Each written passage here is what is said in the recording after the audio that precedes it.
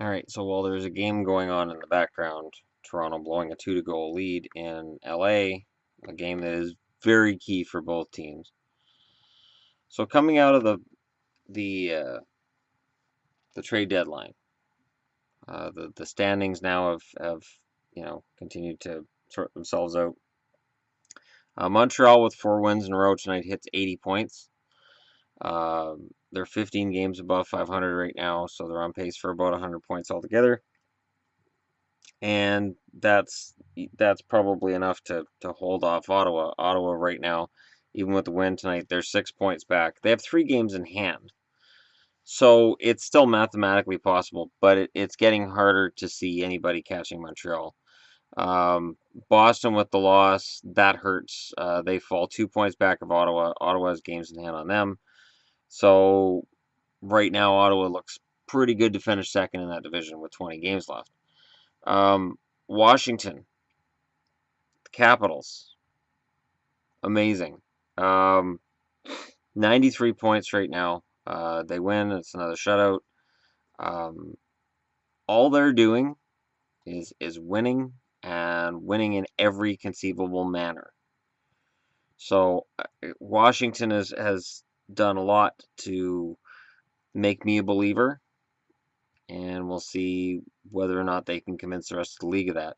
Columbus with a big win tonight over Minnesota. They move into second place, so right now they would get home ice on Pittsburgh. That would be key if that was the matchup. And right now, and I'm pending the result of this Toronto LA game. Right now, the New York Islanders have the 1 point advantage on Toronto. Toronto wins, they take that spot back, but the Islanders still have a game in hand. The New York Rangers, 84 points. They get the win tonight. Um, Man, that division is rough. That Metro division, I've said it before, I'll say it again. It is a rough, rough division. Florida, big loss in overtime tonight. They're 1 point back. The Islanders have a game in hand on them.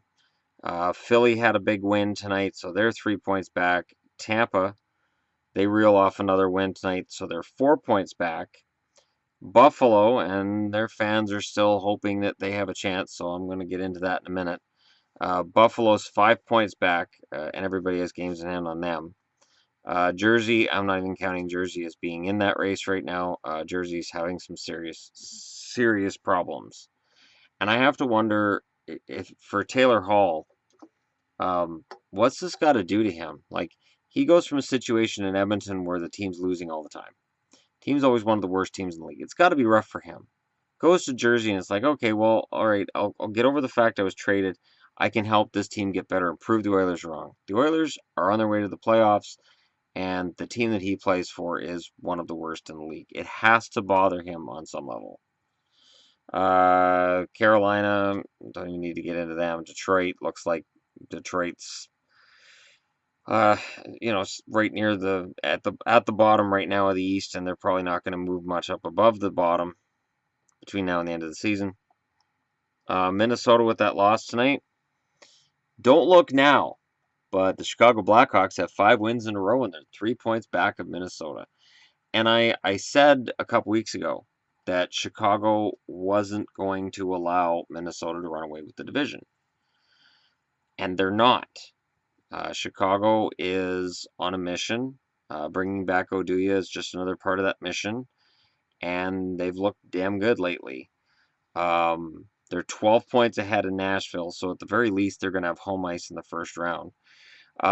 Nashville loses in Montreal, and the big emotional return of PK Subban to Montreal. No, I'm not going to do a video specifically on that today. That's the kind of thing I may get into after the season's over and we take a look back on the season.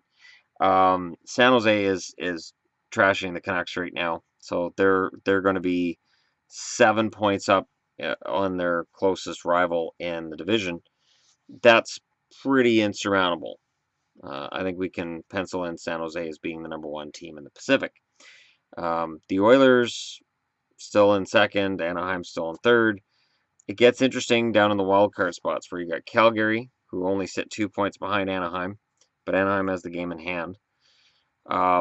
St. Louis with 67 points, and the Kings. If the Kings can fight back and win this game, The Kings passed St. Louis. Now, St. Louis has games in hand, but considering they've lost 4 in a row after the 6 wins in a row that Mike Yeo had, and they were all regulation losses, I wouldn't pencil in St. Louis for a playoff spot right now. And Winnipeg, of course, is idle tonight. Dallas decided to be idle tonight. They had a 3-2 lead on the Islanders, and they were so proud of themselves they decided not to play in the third period, and that cost them. Vancouver, depleted lineup for various reasons, from trades and mumps and probably the plague. Everything that can go wrong has gone wrong for the Canucks lately, which is okay because this was not the year. I've been saying that since the start of the year. Arizona is way far back. They're 16 points behind in the playoff chase, but they're only 8 points back at the Canucks right now. And I have to wonder if the Canucks continue to play they've been playing, and if Arizona can win a few games here and there, could the Canucks fall below Arizona? Might be advantageous to the Canucks to be able to do that. And Colorado just stinks. Just flat out stinks. 122 goals in 62 games doesn't get it done at any level. Now, what I did tonight was I looked at the upcoming schedule for every team that's a bubble team or barely in the playoffs using this bad boy here.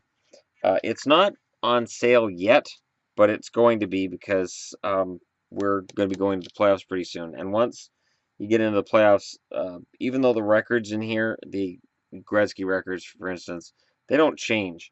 But that book usually goes on sale on Amazon pretty quick after that. I think it's on sale on Amazon now, actually.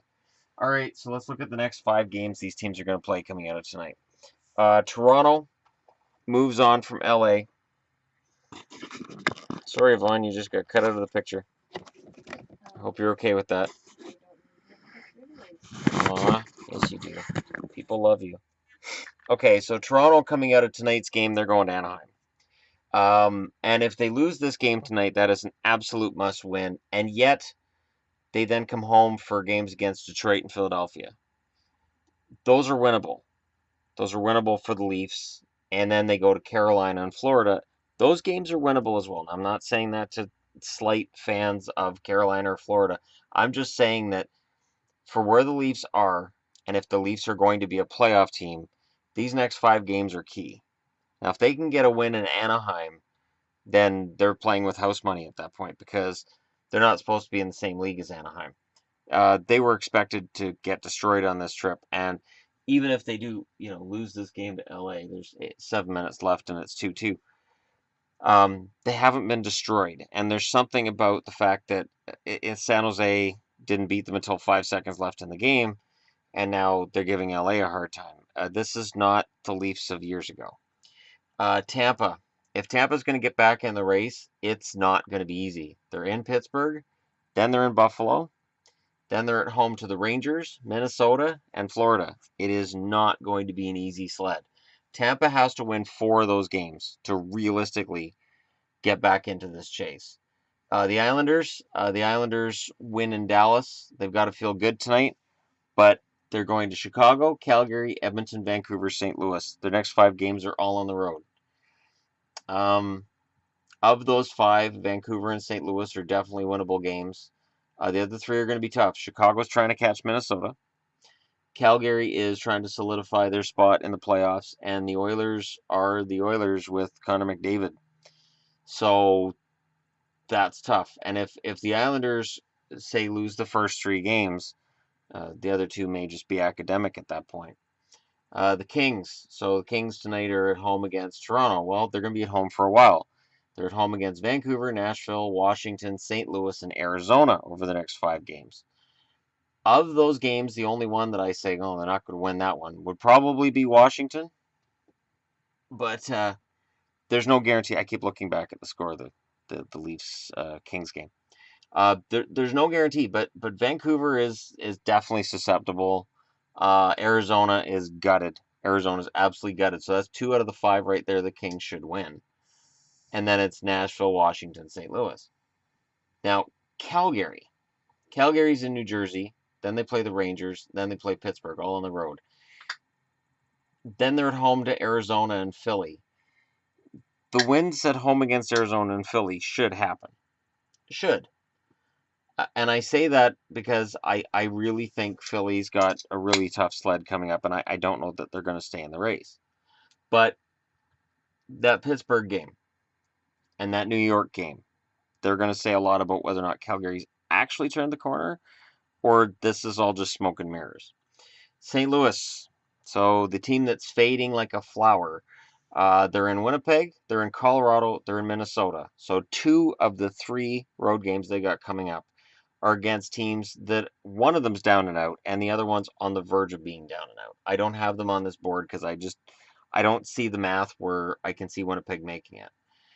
Minnesota's going to be tough for them, but that's a division rival, and it's Mike Yo's former team, and they should be able to get up for that.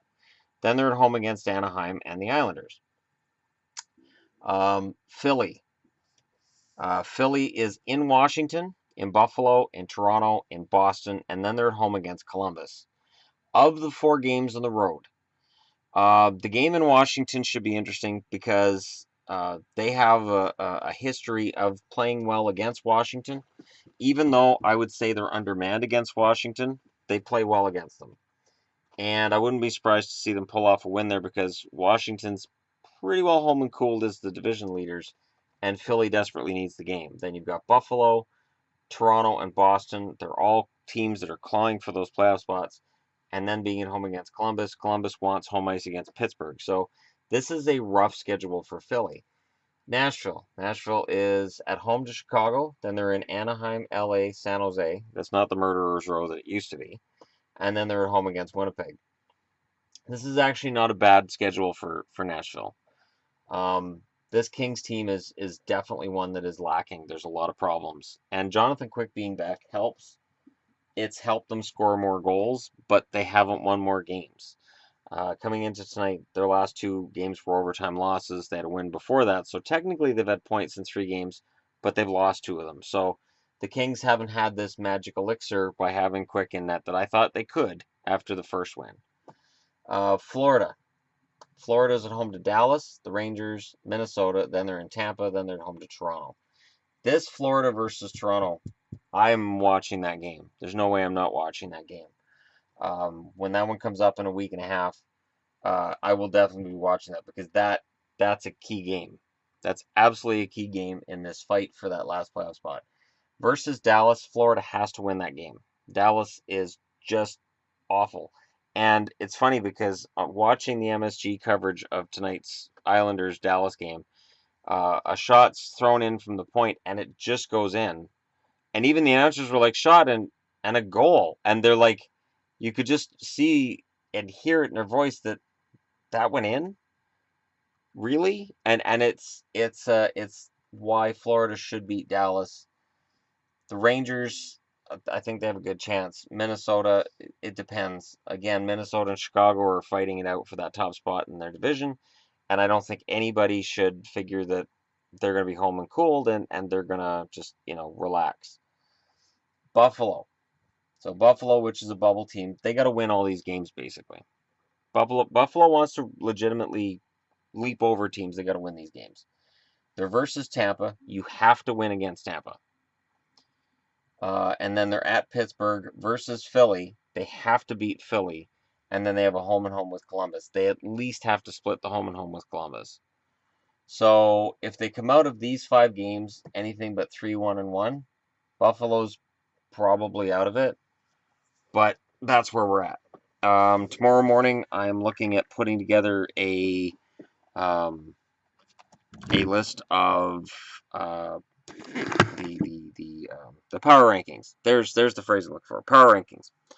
And for anybody who's wondering about the hockey pool video, there's been stuff that's gone on and whatnot, and it slipped our minds, and it will be done. The standings video for February will get done, but we got a lot of stuff going on, and basically our transportation is not here. Kind of died. Again, no, you're not. This is not a repeat. It was fuel pump. Oh yeah, the fuel pump died. Fuel pump, starter. And there was the spark plugs. Spark plugs. Wasn't there something else too? And then, well, and then we had the flat tire Yeah, the struts. and our struts, and now the alternators died. So, at least it looks like it's the alternator that's died. So, it's not a repeat. It's just it's the way it is with a used vehicle that's at that point. So, yes, we're looking at what we're going to do to replace said vehicle because I think it wants to go to the great van garden in the sky. But between now and then, it's just a little bit rough. So yeah, we got other things that have been going on. Otherwise, the video probably would have been up tonight, and we would have been congratulating the winner. But that'll get done this weekend. I believe I have 3 days off. I'm going to verify that on the schedule tomorrow. If I have three in a row, that'll be fantastic because I need the sleep and it gives me more time to do videos for you guys. Thanks for your continued support. The channel continues to grow at pretty damn decent speed. I'm very impressed with it. And thank you for all your support. And if you're browsing through, hit like and subscribe because when you hit like, it promotes videos better or something. Not really. Um, YouTube looks at the amount of likes videos gets and the amount of comments videos gets, and it uses that in its algorithms in order to decide what they're going to promote. So basically, if you're part of my community and you've been making all kinds of comments, you guys are helping to make the channel grow. And if you've been coming in and talking smack and oh I suck and I'm this and that, you're actually helping my channel grow. So for the trolls that would come in, and there's trolls online, um, actually helping me grow. So I'm not going to thank you, but think about it. Because generally on YouTube, if I see somebody I'm not a fan of or video I'm not a big fan of, I don't dislike the video. I don't make a comment in the comment section. I just sort of go, eh. Sort of like if Botchford had his own YouTube channel. I would watch it and I'd probably go, eh. And then I would probably answer what he said in a video of my own. But that's me.